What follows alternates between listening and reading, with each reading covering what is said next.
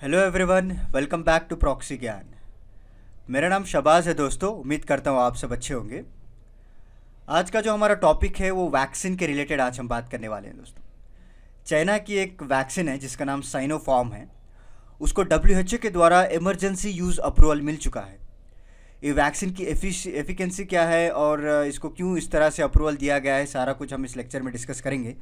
और ये कौन से टाइप की वैक्सीन है, जैसे कि इनएक्टिवेटेड हो या एक्टिवेटेड, आपने देखा होगा हमारे जो इंडिया में जो सीरम इंस्टीट्यूट ऑफ इंडिया के द्वारा जो डेवलप किया गया था वैक्सीन, राइट, कोविशील्ड हो या फिर भारत बायोटेक कोवैक्सीन, इस तरह से वो लोग कई सारे वायरल थेरेपी को यूज़ कर रहे थे इनएक्टिवेटेड। तो इस तरह हम जानेंगे कि साइनोफार्म कौन से टाइप का है, क्या क्या इसकी एफिकेसी है और कौन से एज ग्रुप के लिए इसको परमिशन दी गई है। सारा कुछ हम इस लेक्चर में बात करने वाले हैं। तो चलिए बिना किसी देरी किए आज हमारा लेक्चर शुरू करते हैं। शुरू करने से पहले एक छोटा सा रिमाइंडर मैं आपको देना चाहता हूँ, उसके बाद हम हमारे लेक्चर को स्टार्ट कर देंगे दोस्तों।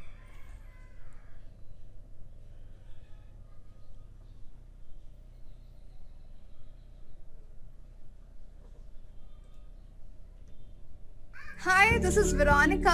अब आप मेरे साथ one on one zoom session book कर सकते हैं कॉम्पिटिटिव एग्जाम काउंसलिंग के लिए। जिस तरह आपके बहुत सवाल रहते हैं कि कॉम्पिटिटिव एग्जाम्स के लिए क्या ऑप्शनल लिया जाए, आंसर राइटिंग कैसे किया जाए, उसके लिए मैं आपको काउंसलिंग दूंगी आपके पर्सनल स्ट्रेंथ्स और वीकनेस पे बेस्ड।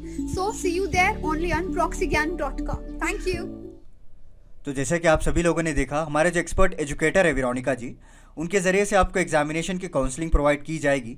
आप हमारा जो वेबसाइट है www.proxygyan.com, वहाँ पे जा सकते हैं, सारे डिटेल्स आपको मिल जाएंगे और अपने टाइम और रिक्वायरमेंट के हिसाब से आप अपने सेशन को बुक कर सकते हैं दोस्तों। तो लेट्स बिगिन अवर लेक्चर।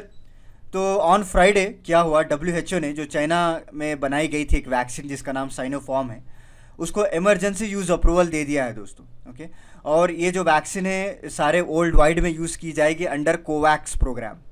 जैसे कि आप सभी लोग जानते हैं, डब्ल्यूएचओ और गावी अलायंस मिलकर एक कोवैक्स प्रोग्राम को निकाला है और हमारे इंडिया में भी कई सारे वैक्सीन को हमने एक्सपोर्ट किया था अंडर दिस प्रोग्राम, राइट, ताकि जितने भी मिडिल इनकम कंट्रीज़ हैं और पुअर कंट्रीज़ हैं उनको वैक्सीनेशन टाइम पे दिया जाए और लो कॉस्ट में उनको वैक्सीनेशन प्रोवाइड करने के लिए इस तरह से प्रोग्राम बनाया गया था ताकि एक मोनोपोली को हम रोक सकेंगे। क्योंकि आपने देखा होगा 2020 में यूएस और कई सारे डेवलप कंट्रीज़ ने ऑलरेडी फार्मास्यूटिकल इंडस्ट्रीज़ जो वैक्सीन डेवलप कर रहे थे उनके साथ अग्रीमेंट साइन कर चुके थे ताकि जो भी फर्स्ट बैच रहेगा वो पहले यूएस गवर्नमेंट को दिया जाएगा या फिर अन्य जो भी डेवलप कंट्रीज़ हैं उनको प्रोवाइड किया जाएगा। तो इससे क्या होता है, एक डिस्क्रिमिनेशन फॉर्म हो जाता है दोस्तों। चूँकि जो गरीब कंट्रीज़ है, जो पुअर कंट्रीज़ रहते हैं, तो उनको वैक्सीनेशन बहुत देरी मिलेगी, राइट, तब तक कई सारे केसेस वहाँ पे डेवलप होने के चांसेस हैं। तो इस सारे चीज़ों को मोनोपोली रोकने के लिए डब्ल्यूएचओ ने कोवैक्स प्रोग्राम को निकाला, राइट। तो उसके तहत इस सिनोफार्म को भी अभी ऐड कर चुके हैं और इमरजेंसी यूज़ अप्रूवल भी इसको दे दिया गया है।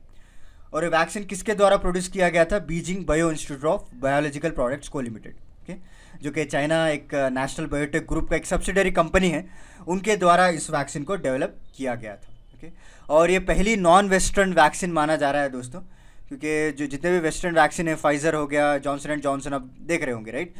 तो इससे पहली नॉन वेस्टर्न वैक्सीन है जो कि कोवैक्स प्रोग्राम में इसको इंक्लूड किया गया है ताकि ये लोग लो एंड मिडिल इनकम कंट्रीज़ को सप्लाई कर सके। ओके, तो जैसे मैंने आपको अभी बताया ना कि जो लो एंड मिडिल इनकम कंट्रीज़ को जिस तरह से डिस्क्रिमिनेट किया जाता है, मोनोपोली की जाती है मार्केट में, वो सारे चीज़ें रोकने के लिए इस कोवैक्स प्रोग्राम को बनाया गया था। और इंडिया ने भी जो सीरम इंस्टीट्यूट ऑफ इंडिया के द्वारा जो डेवलप की गई थी वैक्सीन, उसको भी एक्सपोर्ट किया है अभी इसी साल में, अर्लियर दिस ईयर।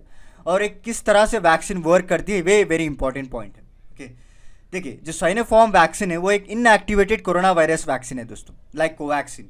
जैसे मैंने आपको स्टार्टिंग स्लाइड में बताया था ना, इनएक्टिवेटेड हो या एक्टिवेटेड हो, जो भारत बायोटेक के द्वारा जो डेवलप की गई थी कोवैक्सीन, वो एक इनएक्टिवेटेड वायरस है।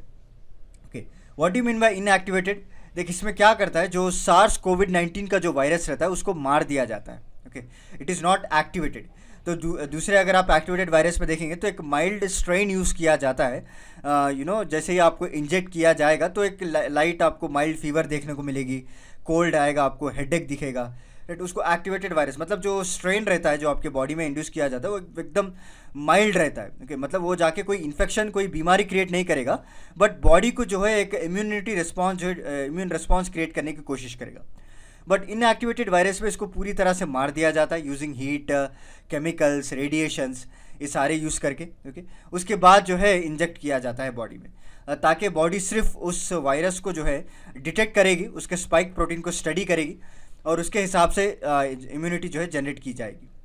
तो WHO ने ये वैक्सीन को अभी 2 या 3 डोजेस देने की बात की गई है, क्योंकि ऑलमोस्ट कई सारे वैक्सीन सिर्फ 2 डोजेस ही देते हैं between the gap of 28 days और 24 डेज। तो इस वैक्सीन को 3 डोजेस तक भी रिकमेंड किया गया है। और ऐसा नहीं कि पहली बार इस इनएक्टिवेटेड वायरस को यूज़ किया गया है वैक्सीन में। पहले आपको पोलियो देखा होगा, पोलियो वैक्सीन जब लगाया करते थे, फ्लू जो आया था राइट, उसमें भी जो वैक्सीन यूज़ किया करता था वो भी इनएक्टिवेटेड वायरस से ही बनाया गया था।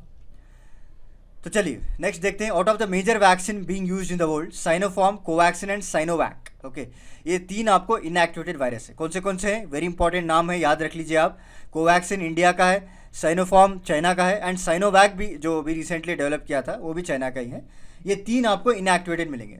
रेस्ट जो भी है, कोविशील्ड हो गया, फाइजर हो गया, ये this are all they are activated virus जहाँ पे mRNA वैक्सीन यूज़ किया जाता है राइट। और स्पुटनिक हो गया, जॉनसन एंड जॉनसन, ये सिंगल डोज वैक्सीन है जो कि वायरल फैक्टर को ये लोग कैरी करते हैं अंदर, जैसे मैंने आपको बताया, ताकि बॉडी में इम्यूनिटी रिस्पॉन्स जनरेट करने के लिए माइल्ड स्ट्रेन यूज़ किया जाता है इनमें। बट 3 वैक्सीन ऐसे हैं जहाँ पे कंप्लीटली इनएक्टिवेट होता है वायरस। उसका नाम है Sinopharm, Covaxin and Sinovac. Next, how the vaccine will protect against the covid. This is very important. कोई भी वैक्सीन अगर आप चुन रहे हैं तो उसकी एफिशिएंसी जानना बहुत ज़रूरी है कि किस तरह से काम कर रही है, किस तरह से ये इम्यूनिटी रिस्पॉन्स जनरेट कर रही है बॉडी में, जानना बहुत ज़रूरी है। ओके, तो बेसिकली अगर आप कोई चीज़ पर पैसा लगा रहे हैं तो आप उसका फ़ायदा तो सोचेंगे ही ना। ऐसे ऐसे थोड़ी आप पैसा लगा देंगे। एग्जांपल शेयर मार्केट में राइट, पहले उस कंपनी का आप स्टडी करेंगे, उसका मार्केट कैपिटलाइजेशन को देखेंगे राइट, कितने बार वो हाई हो रहा है, क्या उसकी लोअर लिमिट है, क्या उसकी हायर लिमिट है, ये सारा कुछ जानने के बाद आप पैसा लगाएंगे। तो इसी तरह कोई भी वैक्सीन आप लगाने से पहले please study about the vaccine, उसकी एफिकेंसी क्या बता रही है राइट, दूसरे जो स्ट्रेन है वो किस तरह से लोग आने वाले कुछ स्ट्रेन क्या वो वैक्सीन लड़ पा रही है या नहीं। तो इस साइनोफार्म की बात करें तो इसका एफिकेंसी परसेंट जो है 79% है दोस्तों। ओके, और अभी तो प्रॉपर डेटा आया हुआ नहीं है, क्योंकि 60 ईयर्स के जो अबव एज के थे उनका जो डेटा, उनको जो वैक्सीन दी गई है अभी प्रॉपरली उनका डेटा क्लियर नहीं है। तो इसीलिए WHO ने क्या किया कि अपर एज लिमिट को अभी तक वैक्सीन देने की अभी परमिशन नहीं दी है। जितने भी बिलो 60 या फिर अबव 18 ईयर्स हैं उनको वैक्सीन देने की इन्होंने परमिशन दी है, because data is not clear. Okay, और आगे चलकर ये ओल्डर पीपल को क्या सेफ प्रोफाइल क्रिएट करेगा ये अभी जानना अभी बाकी है, क्योंकि रिसेंटली इसको डेवलप किया गया है और हमारे पास सिर्फ प्रिलिमिनरी डेटा है। ओके, उसके बेसिस पे हम तो डिसाइड नहीं कर सकते ना, we can not take risk of the older person life right. तो इसीलिए इन्होंने जिसका इम्यूनिटी रिस्पॉन्स ऑलरेडी डेवलप होके है उसको ज़्यादातर देने की बात इन्होंने की है। तो as of now WHO has recommended that vaccine to be administrated at the age of 18, जैसे मैंने आपको अभी बताया राइट, 18 साल से और उसके अबव, और 2 डोजेस इन्होंने दी है with a gap of 3 to 4 weeks. 3 से 4 वारम के जो गैप रहेगी उसके बाद फिर सेकेंड डोज आपको दिया जाएगा। And WHO has not given a permission to give the vaccine for about 60 years of age. So what is the significance of this emergency use approval? Okay, WHO जो है on the basis of preliminary data और थोड़े बहुत efficacy matter पर ही emergency approval दे देता है कई सारे वैक्सीन को। इससे पहले भी दिया है, ऐसा नहीं कि साइनोफार्म एक पहली वैक्सीन है। But what is the significance, इसका इंपॉर्टेंस क्या है? देखिए, जैसे कि आप सभी लोग जानते हैं कि किस तरह से पैंडमिक ने एक इमरजेंसी क्रिएट कर दिया है राइट।